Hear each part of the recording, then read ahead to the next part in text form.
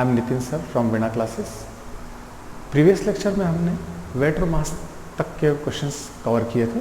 आज हम उसी क्रम में नए क्वेश्चंस आगे लेके बढ़ रहे हैं। आज हमारे पास क्वेश्चन है मोल। मोल कंसेप्ट के बारे में बात करेंगे। मैं आपको बता रहा हूँ मोल कंसेप्ट क्या है।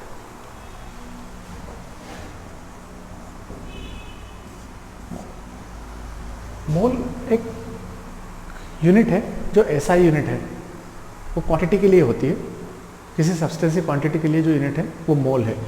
लेकिन मोल एक स्पेसिफाइड फॉर्म में हम देखें तो क्या है, होता क्या है, मोल क्या है, उसके बारे में बताना चाहता हूँ। कि हम कोई भी सब्सटेंस देख लें, दुनिया भर का कोई भी सब्सटेंस हो हमारे पास, वो सब्सटेंस हम देखेंगे कि या तो वो एटम से बना होगा या मॉलिक्यूल से बना होगा या वो आयन से बना होगा। तो कोई भी सब्सटेंस जो होता है वो या तो एटम से बना होता है या मॉलिक्यूल से बना होता है या आयन से बना होता है। तो इनके नंबर्स काउंट करें, इनके नंबर काउंट करें, इनके नंबर काउंट करें, तो इनके नंबर्स हम देखें कि यदि 6.023 इंटू 10⁻23 या तो एटम हो या मॉलिक्यूल हो या आयन हो, तो वो सब आपस में एटम्स जितने 6.023 इंटू 10⁻23 आपस में मिलकर जो यूनिट बनाएंगे वो मोल कहलाएगी। That is 1 mole. So we can say 1 mole equal to 6.023 into 10⁻23 either atom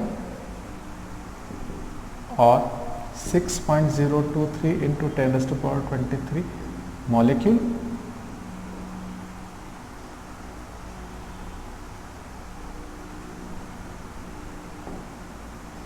और 6.023 इंटू 10⁻23 आयंस। सो हम इसको डिफाइन कैसे करेंगे, ये तो मैंने आपको बेसिक बताया कि कैसे हम 1 मोल को काउंट करते हैं। लेकिन डेफिनेशन यदि आती है लिखने के लिए तो हम कैसे लिखेंगे वो देखें आप लोग। Every substance is made of atom, molecule और ion. If the numbers of atom, molecule or ions are 6.023 into 10⁻23 in a substance, so this is known as 1 mole. You get clear? एक बार फिर देखते हैं हम लोग dear. The substance is made of atom, molecule and ions. Either substance is made of atom, molecule or ion. So numbers of 6.023 into 10⁻23 atoms, molecules and ions are known as 1 mole. It is also known as Avogadro numbers.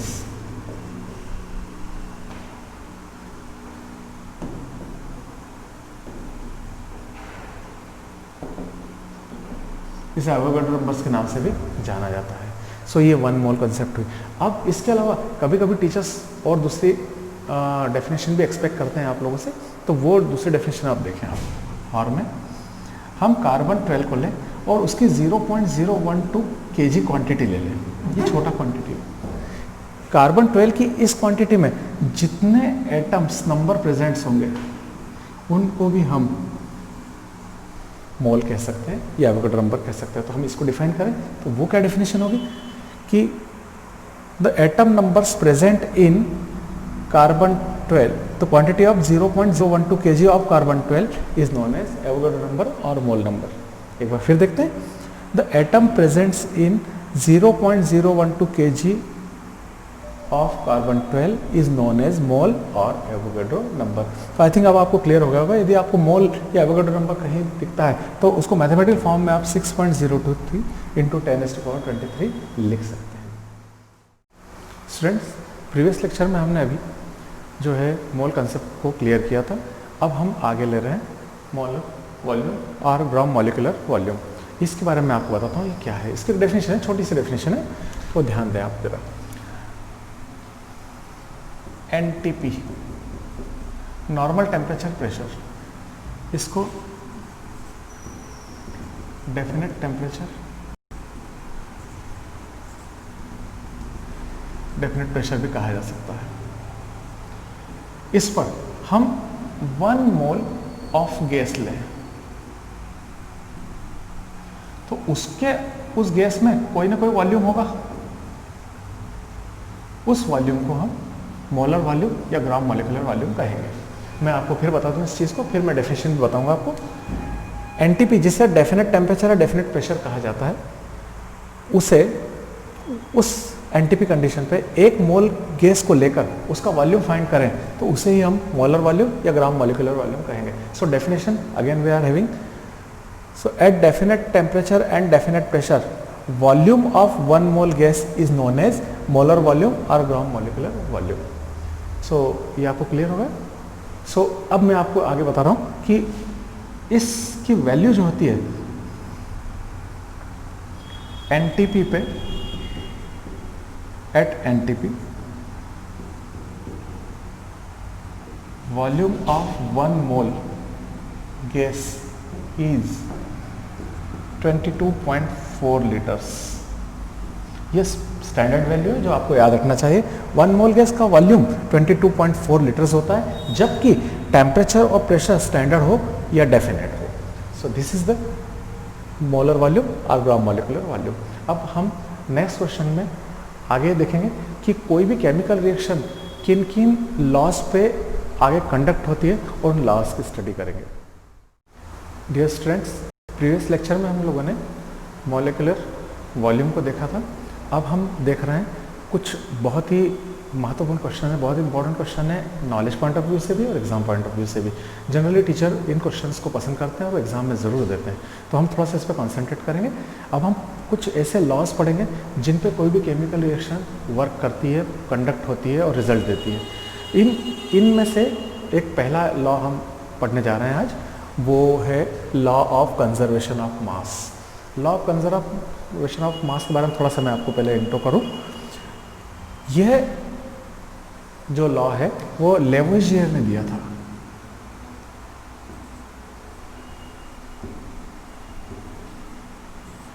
लेवोइजियर ने इस law को दिया था। उन्होंने बताया था कि जब भी कोई chemical reaction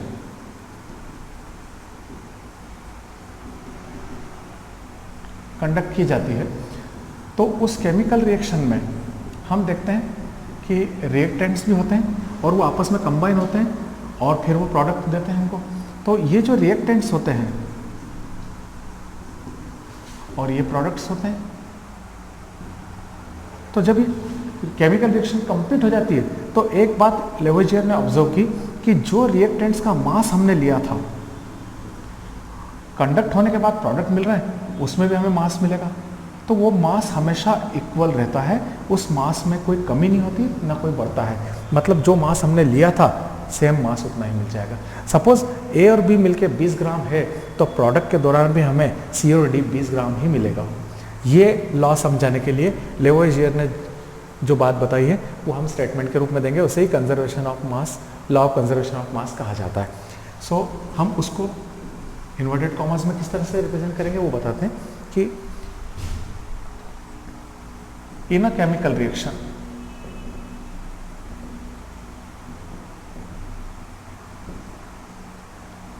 mass of reactant